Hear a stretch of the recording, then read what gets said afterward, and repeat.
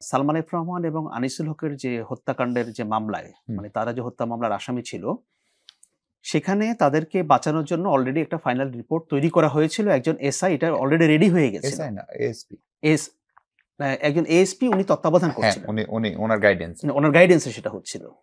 তাহলে বুঝেন তখন তো 5ই আগস্টের চেতনা আরো বেশি মানে একদম গরম ছিল। ছিল। সরকারের কঠোরতার আড়ালে যদি ধরেন লালমাটিয়ার ঘটনা বা মোহাম্মদপুরের ঘটনা, আপনি এমনি জানেন মোহাম্মদপুর একটা ক্রাইম জোন হিসেবে পরিচিত। ওইখানে ছিনতাই অন্যান্য অভিযোগ অনেক বেশি অন্য যে কোনো এলাকার চেয়ে। ফলে সেই এলাকায় যখন আজকে এরকম ঘটনা ঘটে গেল এবং সেটা নিয়ে এখন পর্যন্ত তুষারদেরও খুব বেশি দৃশ্যমান পদক্ষেপ নাই। তুষার আগে বিভিন্ন ঘটনায় যে জড়ো হতো বা একটা জনগণকে সঙ্গে নিয়ে প্রতিরোধের সেই চেষ্টাটাও হয়নি। কিন্তু এটা তো ঠিক যে আপনি যে ঘটনাটা বললেন মানে পত্রিকার রেফারেন্স দিয়ে, এটা যদি সত্য হয়ে থাকে এটা খুবই অ্যালার্মিং।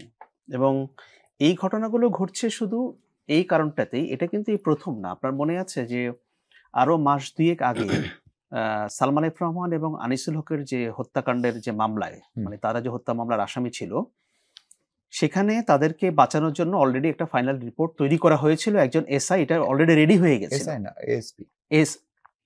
একজন এএসপি উনি তত্ত্বাবধান করছিলেন, উনি ওনার গাইডেন্সে সেটা হচ্ছিল। তাহলে বুঝেন তখন তো 5ই আগস্টের চেতনা আরো বেশি মানে একদম গরম ছিল ইস্যুটা।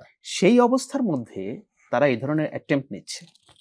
তো তার মানে এই যে ক্ষুদ্র ক্ষুদ্র যে অ্যাটেম্পট গুলো আপনি দেখতে পাচ্ছেন, এগুলোকে যদি if you put things together, এটা কিন্তু অনেক বড় বিষয়। এটা এমনি হবে না। এবং আমি আজকে একটা ভবিষ্যৎবাণী বলতে পারেন আমি করি, যে মানে পূর্বাভাস যে আজকে এই বাংলাদেশের সামনে ইলেকশন হয়তো হয়ে যাবে, হয়তো ডিসেম্বরে হবে, নয়তো 2 মাস 4 মাস এদিক সেদিক হবে, আমি জানি না, বাট হয়তো ব্যাপারটা এরকমই হবে। কিন্তু এই অবস্থার ভেতর দিয়ে যখন ইলেকশনটা হবে, এর পরবর্তীতে যে সরকার আসবে সেই সরকার এই দেশ চালাতে পারবে না।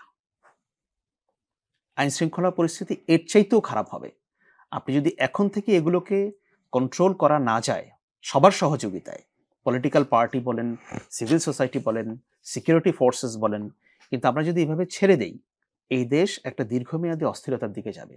শুধু নির্বাচনের মাধ্যমে সরকার পরিবর্তন হলে পরে সেখানে আমি এই পূর্বাভাস করছি, আপনি মিলিয়ে নিয়েন, যদি আমরা প্রশাসনকে ক্লিন করতে না পারি, পুলিশকে ক্লিন করতে না পারি, সিকিউরিটি ফোর্সেস গুলোকে ক্লিন করতে না পারি, রিফর্মের কথা বলছি, রিফর্ম এবং সেখানে নতুন লোক আসা, আপনি পুরনো লোক রেখে দিয়ে তাদেরকে শুধু এর জায়গায় বি, বির জায়গায় সি কে নিয়ে এসে ওইভাবে যদি আপনি রাষ্ট্র চালাতে চান, তাহলে এই অস্থিরতা কখনো কমবে না। কারণ দেখুন, যারা এই অস্থিরতার সুযোগ নিতে চায় তাদের হাতে অনেক টাকা, তাদের হাতে লোকও আছে।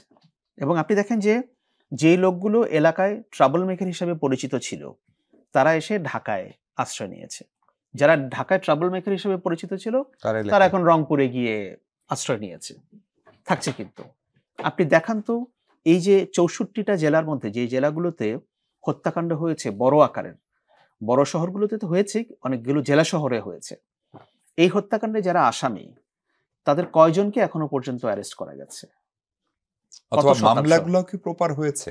মামলাও প্রপার হয়নি। হ্যাঁ, ধরেন আপনি 150, 200, 300 জনকে আসামি করেছেন। হ্যাঁ, মানে যেখানে আমি দেখছি যে হয়তো মামলায় আসামি হতে পারতো 20 জন, সেখানে মামলায় আসামি আছে 550। জি, এরকমও আছে। কিন্তু এটা ট্রু যে 550 আছে, আবার ওই যে মূল যে 20 জন কালপ্রিট তারাও আছে, কিন্তু সেই 20 জন কালপ্রিটের মধ্যেও 10 জনকে ধরা যায়নি। আওয়ামী লীগের লোকজন যে সব ভারতে চলে গেছে, ব্যাপারটা তো এরকম না। এটা ভারতে তো গেছে তাদের যারা টপ র্যাঙ্কিং যারা, হ্যাঁ 1-1,500, হ্যাঁ হয়তো মিড র্যাঙ্কিংও কিছু গেছে, বাকিরা তো এই দেশের মধ্যেই আছে। সো তারা তো আর বিষয়গুলোকে এভাবে ছেড়ে দেবে না। আমরা যদি তাদের দৃষ্টিভঙ্গিতে দেখি, তাহলে এখন আমাদের বা সরকারের বা পলিটিক্যাল পার্টি বিএনপির মতো বড় দল, তাদের রোলটা কি হওয়া উচিত? আমাদের এখন রোলটা হওয়া উচিত যে কোনো মূল্যে আইন শৃঙ্খলা পরিস্থিতিকে একদম শক্তভাবে নিয়ন্ত্রণ করতে হবে। এবং এই শক্তভাবে আইন শৃঙ্খলা পরিস্থিতিকে নিয়ন্ত্রণ করতে হলে আমাদের একটা জাতীয় ঐক্যমত্য দরকার।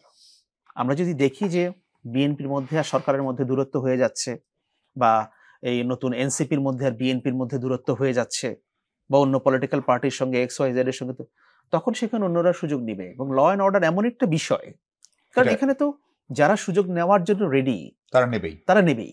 সুতরাং আপনার যদি একটা পলিটিক্যাল কনসেনসাস না থাকে, তাহলে পরে আপনি এটাকে সহসা নিয়ন্ত্রণে আনতে পারবেন না। এবং যদি এটাকে নিয়ন্ত্রণে না এনে আমরা এই অবস্থার ভিতর দিয়ে নির্বাচনে যাই, পরবর্তীতে যে সরকার আসবে তাদের জন্য রাষ্ট্র পরিচালনা কষ্ট। এক্সট্রিমলি ডিফিকাল্ট জি, হবে, জি। এখনকার চেয়ে তো ডিফিকাল্ট হবে।